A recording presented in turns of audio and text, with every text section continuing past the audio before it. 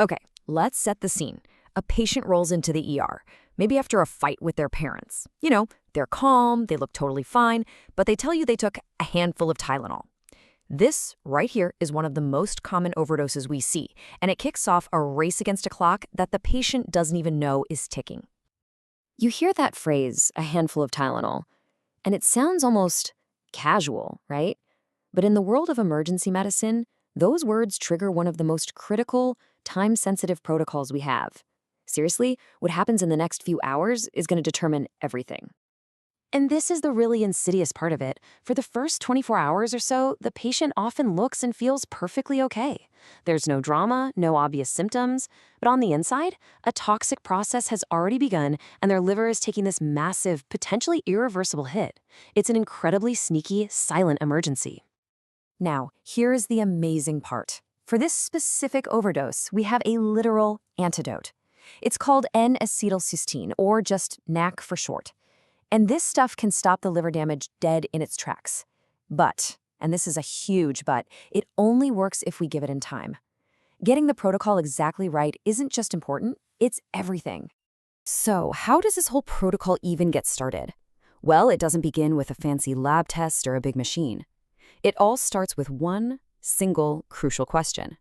This question right here changes the entire game plan. When did you take the pills? The answer tells you everything.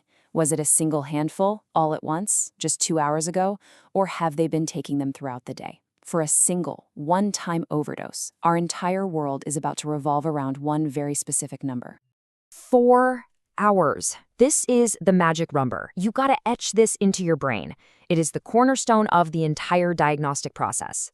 Everything, and I mean everything, hinges on what we do, or maybe more importantly, what we don't do before this 4-hour mark passes. And here's why that timing is absolutely non-negotiable.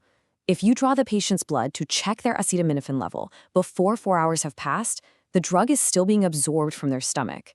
So the level you get back from the lab, it's going to be falsely and dangerously low. It gives you this false peace of mind while the liver is still in danger. You have to wait until that 4-hour mark, at least, to get the data point that actually tells you what you're dealing with. Okay, so you've waited. You've drawn the blood at the right time and the lab calls you back with a number. Now what? Well, now you turn to the toxicologist's magic 8-ball, the Rumack-Matthew nomogram. This chart isn't just a guideline, it's the definitive rulebook for making the call on whether to treat. Using it is actually pretty straightforward.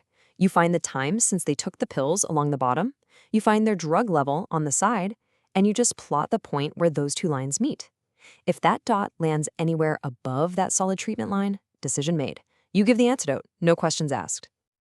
But, and this is just as important, you have to know when this tool is complete garbage. The nomogram is only for a single, one-time ingestion where you know the time. If the patient took pills over several hours, or took a little too much for a few days straight, or if they have no clue when they took them, this chart is useless. In those cases, you're looking at their liver enzymes and other factors. Misusing this nomogram is a classic and dangerous way to miss a developing liver failure. All right, the decision is made. The point was above the line. It's time to hang the knack and start the life-saving treatment. Now, this isn't a simple one-and-done shot. It's a carefully managed IV infusion that's going to run for almost a full day. And here's what that looks like. It's kind of like a 3-bag circus. The first bag is a big loading dose that goes in really fast, over just 1 hour to get the levels up.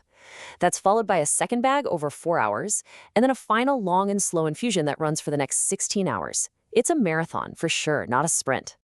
But, of course, there's a twist. There's always a twist, right?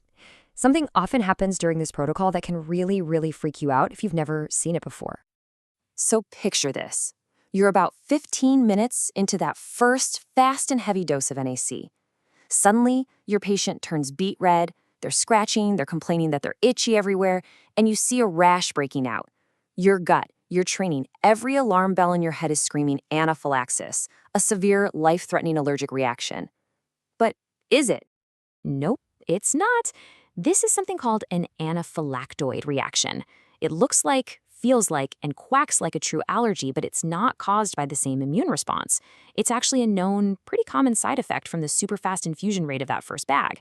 The key thing is, it's expected, and more importantly, it's totally manageable. The absolute key here is don't panic. The correct move is to simply pause the IV drip, give some IV Benadryl to calm the reaction down, and once the patient feels better, you just restart that first bag at a slower rate. Handling this calmly turns a scary moment into just another routine procedure. It's the pro move. So let's zoom out and put it all together. From the second that patient walks through the door, what's the game plan that we absolutely have to nail? Here it is, your life-saving checklist. First, get that exact time of ingestion. Second, draw that critical blood level at the 4-hour mark or later, never before.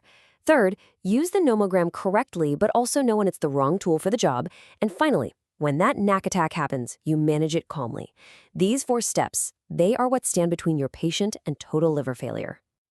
But all of this, the entire protocol, works best inside one last critical window of time, 8 hours.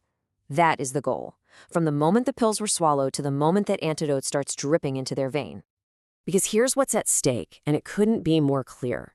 If we start that antidote within 8 hours of the overdose, we can almost guarantee we save their liver. The chances of preventing any serious damage are incredibly high. But if we miss that window, the odds get worse with every single hour that ticks by. And that's when a common, manageable overdose becomes a desperate phone call to the transplant team. It's one of the few times we have a real cure. The whole challenge is just delivering it in time.